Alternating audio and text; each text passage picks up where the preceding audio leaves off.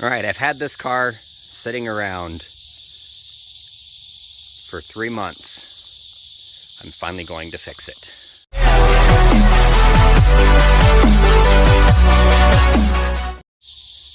So we bought this car back in June of this year, and it has front end damage. I did a walkthrough video on this, so I finally got all the parts to fix it except for the headlight.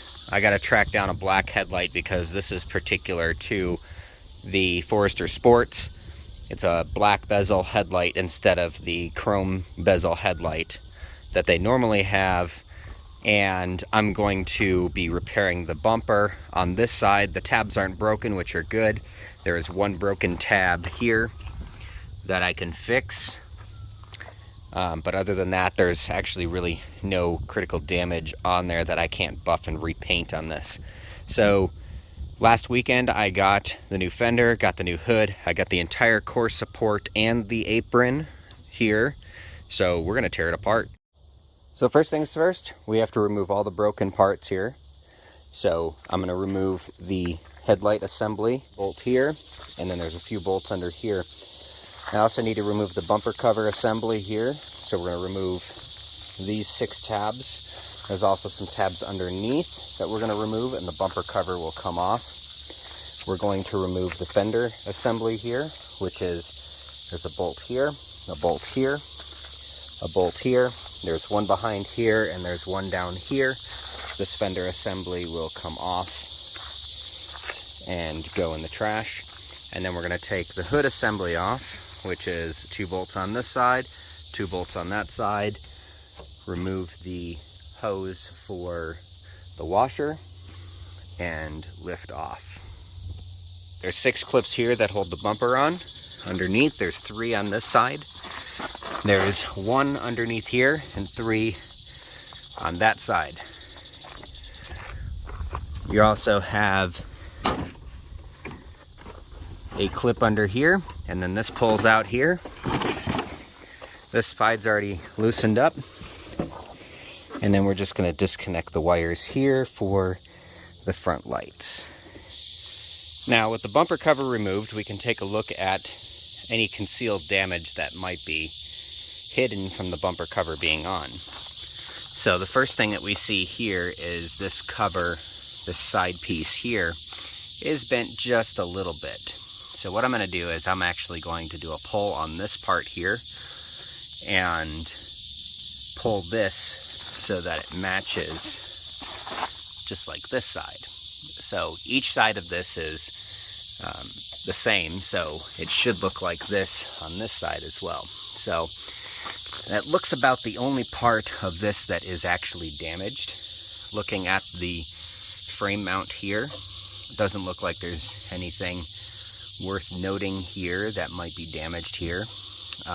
But to get the bumper to sit back right on here, this has got to come back flush against this aluminum piece here. Looking further in, we don't see any damage on the frame rail, which is good. We see some damage back here. That's going to be cut off anyways. You can see where the spot weld was lifted there, which is good because I'm going to be cutting that part off anyways and re-welding that on there. If we go back a little bit further, here is where the horn assembly is. This is the front apron, so that got damaged here. This got damaged as well, all superficial. So there's a little piece taken off of here, but it hasn't done anything to the tank itself, so we might be able to reuse this tank. I'll refill it with some water, see if it holds. If it holds, then we'll probably reuse it. So next thing we're going to do is we're going to remove the headlight and the fender. In order to get the fender off, there's 3 bolts on top, so there's 1, 2, 3. There's 1 bolt that you have to get to by opening the door right there. And then this little panel right here needs to come off, and in order to do that, you have to take the flap off here. There's 2 8mm bolts, one here, and a 10 underneath.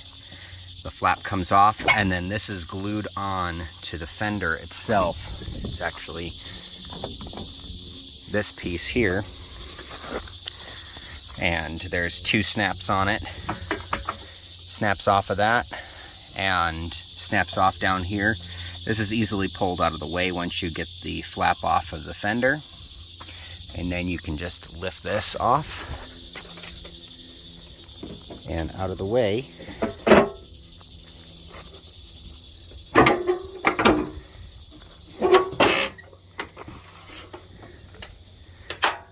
And it's going to be a little hassle over here, and it's going to be stuck underneath the light here, so I'm going to need 2 hands to pull that out, and then we'll pull the fender out.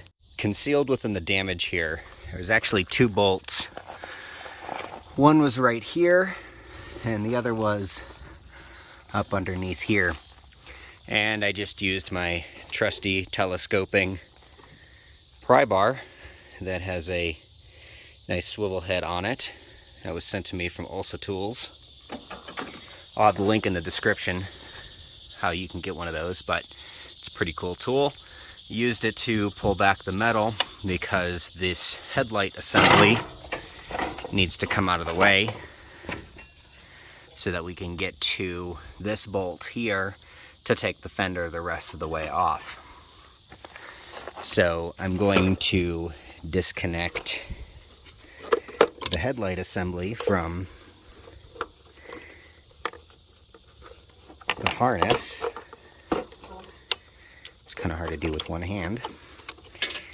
And once we disconnect the lights, I'm going to pry back and get this. I need to get at this bolt right here. So I'm going to pry at this to see if I can straighten it out enough to get a wrench on that, and then the fender will come off. Now that I have the fender out of the way, what I'm going to do is start to remove this piece here. And what I'm going to do is I'm going to start by first cutting it out here, but then as I work my way over this way, I'm going to use this bit here, which is a specialty type cutting bit. It's spring-loaded, and you'll see here the spot welds. And I'm going to put this in the center of the spot weld and use the drill to drill this out so that I can save the panel that's behind it. And I'm going to do that all the way down here until I get to this side so that I can safely remove this tie bar without damaging the metal underneath. And then I'm going to remove the ones back here on the bottom. I'm going to remove the ones there on the bottom for this support here. Now, I've already started. You can see here what it looks like when you cut it. And then you just get a chisel and put it through there and pop it out. So I'm going to start with that. First, I got to take off all these things that are on the tie bar right now, all the way down. I'm going to start by taking off the headlight and then the radiator brackets, and we'll be back with taking this off. All right, this will provide you a little bit of perspective. So I purchased this entire assembly here for about 35 bucks at my local junkyard, and I pulled off everything all the way up until the side of the apron. Now if we look here, this is the headlight bucket, the headlight socket, I should say, where the headlight sits in. Now you can see this is all pushed in here, where that right there is not.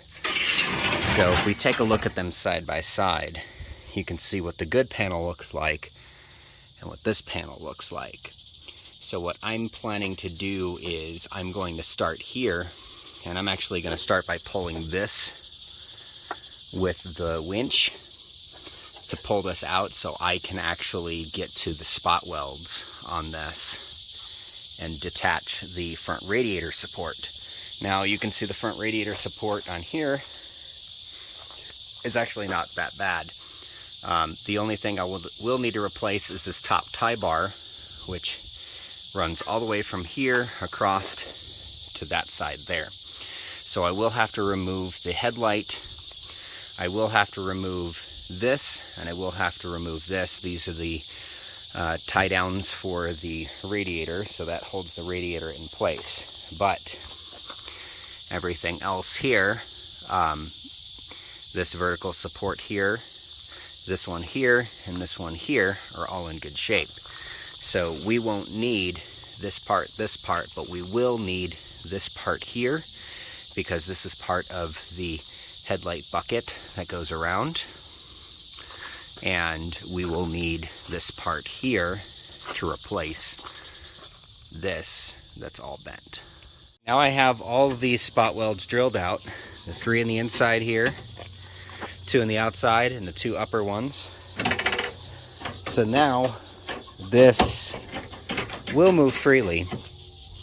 I still have to get down there, but in order to do that I have to take off the crash bar here first, so that I can get to those bottom spot welds down there. And then I'm just going to take the Sawzall and cut it right here, because we're replacing all that anyways. So we're going to do that, get everything straight here, pull that off. Next thing you'll see is this being pulled off the car. And so I removed everything that I needed to off of here, so that both the headlights are removed. And so what I need to do is I need to separate the upper tie bar from this headlight bucket here and the hood latch support here. So what I did was I already started to make some marks on the spot welds. And I used a stepper bit, or a stepless bit, to kind of make a small indentation in the spot welds. And there's a few. There's another one there. Here we go. And another one there. So there's 3 on the back side, 1 here, 1 on the front, which you can see I've already drilled, and 2 up top here that are on this upper apron. So to get to these, you have to actually unbolt the 3 fender bolts on the top and just gently pull the fender away, as well as removing the fender bolt over here and pulling it away from the body of the car. Then we can take this bit here, which you'll see has a point on it, and it's spring-loaded. So you just press it into it, and slowly, with some firm pressure, cut the weld out. So I'm going to go ahead and start cutting these welds out of it, and we will be almost ready to put the new tie bar in. Now I have all of these spot welds drilled out, the 3 on the inside here, 2 on the outside, and the 2 upper ones. So now this will move freely. I still have to get down there, but in order to do that I have to take off the crash bar here first, so that I can get to those bottom spot welds down there. And then I'm just going to take the Sawzall and cut it right here, because we're replacing all that anyways. So we're going to do that, get everything straight here, pull that off. Next thing you'll see is this being pulled off the car. Upper tie bar is completely out. So what I'm going to do next is, where all of these cuts are, I'm going to go through and I'm going to take a grinder. I'm going to grind these down flat all the way where all these spot weld points are, so that this way when I use my spot welder, it's got a nice clean area to grab onto. And here is the new assembly, where I've already cut off the existing pieces that I don't need. And here's the new headlight socket here, which I'm going to start by cutting right here and cutting this down and chopping off right here. First I got to remove the fuse box. I've got to remove some of this wiring harness right here so I can get it in here, and so that I can get everything run back into there. And then I can weld this into here and this new metal all along this here. This whole piece will fit in as one assembly. I can spot weld the top parts, and then I can do regular welds all along where I need to cut on the bottom here. I made some rough cuts here just to get everything squared away, everything past the battery tray here is all good. It's all in good shape. The battery tray itself is in good shape. This bar back on the apron is all in good shape. So what I'm going to do is I'm going to test fit this bar that I have here. And what I'm going to do is just kind of set it in place over here first. Kind of put it where it would be, a little bit on here. Now I can see over here this hole and that hole are both the same. So what we need to do is this needs to be trimmed, or this needs to be trimmed. I'm going to lean more towards trimming this piece here, so this way I could just weld that part together right there. I'm going to clean up the edges here, clean up some of the cut marks up there, make that all straight again.